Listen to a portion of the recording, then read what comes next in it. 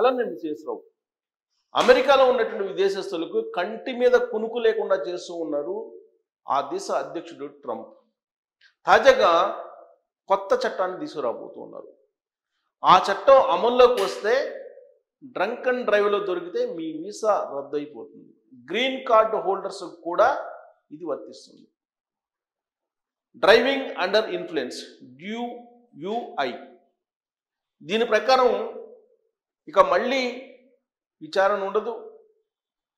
ఆ తర్వాత దానికి సంబంధించినటువంటి ప్రతిపాదనలు ఏమీ ఉండవు. జస్ట్ మీరు కనుక ర్యాష్ డ్రైవింగ్ చేస్తూ మందు దాగి లిక్కర్ తీసుకొని మీరు కనుక డ్రైవ్ చేస్తున్నట్టు కనుక పట్టుబడితే అమెరికాలో ఇమీడియట్గా మీ వీసా రద్దు చేస్తారు. గ్రీన్ కార్డు హోల్డర్స్ కూడా ఇది వర్తిస్తుంది. గ్రీన్ కార్డు హోల్డర్లు అయినంత మాత్రాన వాళ్ళకి కొన్ని వెసులుబాట్లు ఉన్నాయి. ఒకవేళ డ్రైవింగ్ లైసెన్సు దాంట్లో అక్రమాలకు పాల్పడినా, లేదా ర్యాష్ డ్రైవింగ్ చేసినా, లేదా డ్రంక్ అండ్ డ్రైవ్లో దొరికినా కొన్ని రకాల వెసులుబాట్లు ఇప్పటి వరకు గ్రీన్ కార్డు హోల్డర్స్కి అమెరికాలో ఉన్నాయి. కానీ ఈ కొత్త చట్టం ప్రకారం ఇక నుంచి H4 వీసా అయినా, లేదా బిజినెస్ వీసా అయినా, లేదా గ్రీన్ కార్డు హోల్డర్ అయినా ఎవరైనా సరే మీరు కనుక ర్యాష్ డ్రైవింగ్ తోటి కానీ లేదంటే మందు దాకా కానీ దొరికితే మీ వీసాని రద్దు చేయడంతో పాటు శాశ్వతంగా అమెరికా నుంచి గెంటి వేసే చట్టం రాబోతుంది. ప్రస్తుతం ఆ చట్టం ప్రతినిధుల సభలో ఓకే అయ్యింది. సెనేట్లో ఓకే అయితే చట్ట రూపంలోకి రాబోతుంది. అది వచ్చిన తర్వాత ఇక హోమ్ల్యాండ్ సెక్యూరిటీ వాళ్ళు విదేశస్తులు అమెరికా గైడ్లైన్స్ ప్రకారం, అమెరికా రూల్స్ ప్రకారం డ్రైవింగ్ చేయలేకపోతే వాళ్ళ వీసాను శాశ్వతంగా రద్దు చేసి వాళ్ళని స్వదేశానికి గెంటి వేసేటువంటి పరిస్థితి నెలకొంది. ఇక తాజాగా మరొక అంశం కూడా వచ్చింది. ట్రక్ డ్రైవర్లు, అమెరికాలో ట్రక్ డ్రైవర్లకి డిమాండ్ ఉంది. అందుకే ప్రత్యేకించి భారతీయులు, అది కూడా పంజాబ్ నుంచి కానీ హర్యానా నుంచి కానీ ఎక్కువ వెళ్తూ ఉంటారు. ట్రక్ డ్రైవర్లు పర్మనెంట్ లైసెన్స్ తోటి అక్కడ డ్రైవ్ చేస్తూ ఉంటారు. రీసెంట్గా ఫ్లోరిడాలో ఒక ట్రక్ డ్రైవరు NRI అతను రివర్స్ తీసుకుంటూ అక్కడ కార్ని ఢీకొనడం ద్వారా 3 అమెరికన్స్ చనిపోయారు. ఆ కేసును బేస్ చేసుకొని ప్రస్తుతం అమెరికాలో ఉండేటువంటి విదేశీ ట్రక్ డ్రైవర్ల మీద ఆంక్షలు పెట్టింది ట్రంప్ ప్రభుత్వం. ఆ ఆంక్షల నేపథ్యంలో డ్రైవింగ్ లైసెన్స్ ఇప్పుడు ఉన్నటువంటి వాళ్ళని, పర్మనెంట్ లైసెన్స్ వాళ్ళని రద్దు చేయడంతో పాటు వాళ్ళకి కొన్ని ఆంక్షల నడుమ అనుమతి ఇచ్చేటువంటి పరిస్థితి నెలకొంది. ఇప్పుడు ట్రక్ డ్రైవర్లు కూడా అక్కడ రోడ్డును పడేటువంటి పరిస్థితి. విదేశస్తులు ప్రత్యేకించి భారతదేశం నుంచి ఎక్కువ మంది వెళ్ళారు. యాక్చువల్గా అమెరికాలో ఎక్కువగా సంపాదించేటువంటి వాళ్ళు, ఎక్కువ శాలరీ ఉండేటువంటి వాళ్ళు ఎవరు ఉన్నారు అని అంటే సహజంగా IT సెక్టార్ అనుకుంటాం, స్టెమ్ కోర్సులు చేసినటువంటి వాళ్ళు అనుకుంటాం. కాదు, ట్రక్ డ్రైవర్లకే హయ్యెస్ట్ పే ఉంటుంది. అక్కడ దాదాపు $10,000 నుంచి $12,000 పర్ మంత్ ఉండే అవకాశం ఉంది. 18, 15 కూడా ఉండే అవకాశం ఉంది. అలాగే ఓవర్ టైం చేస్తే దానికి కూడా ఎక్కువ ఇస్తారు. అందుకే ఎక్కువగా పంజాబ్ నుంచి, గుజరాత్ నుంచి, హర్యానా నుంచి వెళ్తూ ఉంటారు ట్రక్ డ్రైవర్స్ అక్కడికి. అలాగే పాకిస్తాన్ నుంచి కూడా ట్రక్ డ్రైవర్స్ ఎక్కువగా అక్కడికి వెళ్ళి అక్కడ స్థిరపడినటువంటి వాళ్ళు ఉన్నారు. వాళ్ళందరి మీద ఇప్పుడు పిడుగు లాంటి వార్త. వాళ్ళకి ట్రక్ డ్రైవర్కి ఇచ్చినటువంటి లైసెన్సులను మళ్ళా పరిశీలిస్తూ ఉన్నారు, రీచెక్ చేస్తూ ఉన్నారు. రీచెక్ చేయడంతో పాటు వాళ్ళకి మళ్ళా డ్రైవింగ్ సంబంధించిన కొన్ని ఆంక్షలు కూడా పెడుతూ అమెరికా ప్రభుత్వం నిర్ణయం తీసుకుంది. ప్రస్తుతం అమెరికాలో ఉండేటువంటి విదేశస్తులు 5,50,00,000 మందికి పైగా ఉన్నారు. వాళ్ళకు సంబంధించినటువంటి గ్రీన్ కార్డు కానీ, H1 వీసాలు కానీ వీటన్నిటిని రివ్యూ చేయబోతున్నారు. ఈ రివ్యూ చేస్తున్నటువంటి క్రమంలో ఎక్కడైనా సరే ఇమ్మిగ్రెంట్కి సంబంధించినటువంటి చట్టాలను ఉల్లంఘించినట్టు కనుక ఐడెంటిఫై చేస్తే పర్మనెంట్గా అమెరికా నుంచి గెంటి వేసేటువంటి పరిస్థితులు కనిపిస్తున్నాయి. ఇప్పుడు తాజాగా అమెరికాలో నివసించాలి అని అంటే కనుక ఎప్పుడు, ఎక్కడ, ఎలాంటి డిసిషన్ తీసుకుంటారో, అసలు అమెరికాలో ఉండగలమా, అమెరికాలో మనం స్థిరపడగలమా అనేటువంటి ఒక అభద్రతా భావంతో విదేశస్తులు అక్కడ ఉన్నారు. ఇప్పటికే ఆస్తులు కొనుగోలు చేసినటువంటి వాళ్ళు ఉన్నారు.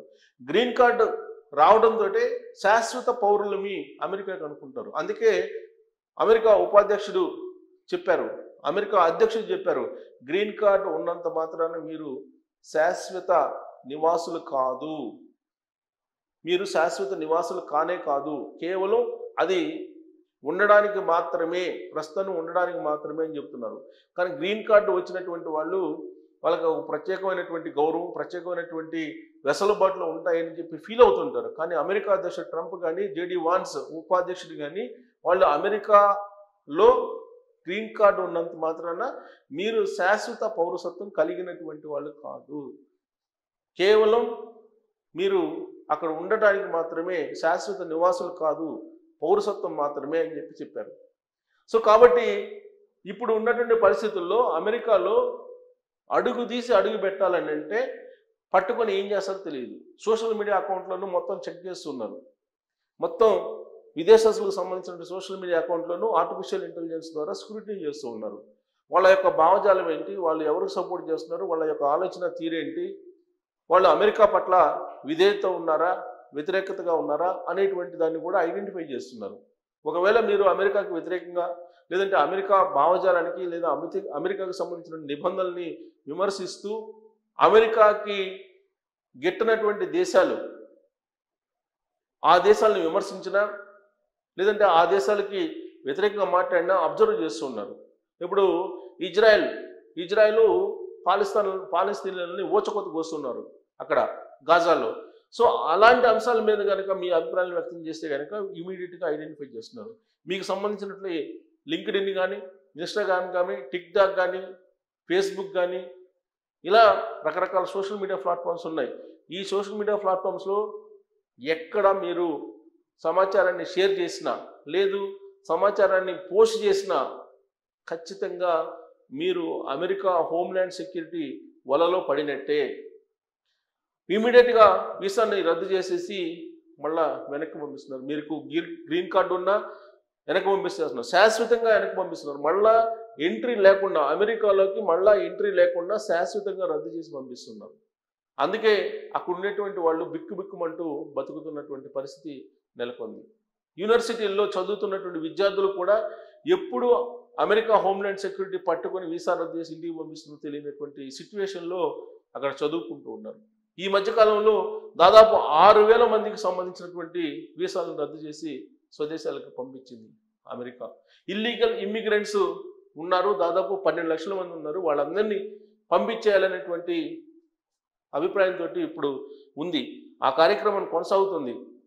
ఇప్పుడు ఉన్నటువంటి వాళ్ళకి అసలు బై బర్త్ జన్మతః పౌరసత్వం ఇవ్వాలా వద్దా అనే దాని మీద కూడా చర్చ జరుగుతుంది. వీటన్నిటి క్రమంలో అసలు అమెరికాలో జాబ్ చేసుకుని అక్కడ సంపాదించి అక్కడ ఆస్తులు కొనుగోలు చేస్తే ఒకవేళ హోమ్ల్యాండ్ సెక్యూరిటీ పట్టుకుంటే శాశ్వతంగా పౌరసత్వాన్ని రద్దు చేసి శాశ్వతంగా వీసాను రద్దు చేసి కనుక స్వదేశానికి పంపిస్తే ఆస్తుల పరిస్థితి ఏంటి? ఇలాంటి ఆందోళనలు ఎన్ఆర్ఐలు ఉన్నారు. ప్రత్యేకించి భారతదేశం నుంచి వెళ్ళినటువంటి మన ఎన్ఆర్ఐలు అనేక మంది అక్కడ ఉన్నారు. గ్రీన్ కార్డు వచ్చినటువంటి వాళ్ళు కూడా ఉన్నారు. వాళ్ళు కూడా ఇప్పుడు అభద్రతా భావంతో ఉన్నారు. ఏ రోజు ఏమవుతుందో తెలియనటువంటి సిచ్యువేషన్లో ఉన్నారు. ఒక చిన్న క్రైమ్లో మీరు ఇరుక్కున్నా కానీ, చిన్న క్రైమ్ చేసినా కానీ విచారణలు లేకుండానే వీసాను రద్దు చేసి వెనక్కి పంపించేటువంటి పరిస్థితి ఇప్పుడు అమెరికాలో నెలకొంది. ఇప్పుడు కొత్తగా చట్టం ఇప్పుడు ప్రతినిధుల సభలో ఓకే అయ్యింది. అది సెనేట్లో కనుక ఓకే చట్ట రూపంలో కనుక వస్తే డ్రంక్ అండ్ డ్రైవ్ కేసులో మీరు చిక్కినా కానీ, సింగిల్ టైం చిక్కినా కానీ వీసా రద్దు చేసి మిమ్మల్ని స్వదేశానికి పంపించేటువంటి పరిస్థితి ఉంది అని చెప్పి అమెరికా ప్రభుత్వం చెప్తుంది, ట్రంప్ ప్రభుత్వం చెప్తుంది. కాబట్టి ట్రంప్ తీసుకుంటున్నటువంటి నిర్ణయాలు కంటి మీద కునుకు లేకుండా చేస్తూ ఉన్నాయి విదేశస్తులను అమెరికాలో. ఈ ప్రభావం, ఇలాంటి పరిణామం అమెరికాకి నష్టమా రాబోయేటువంటి రోజుల్లో లాభమా అనే దాని మీద మీరు కామెంట్ చేయొచ్చు. Thank you.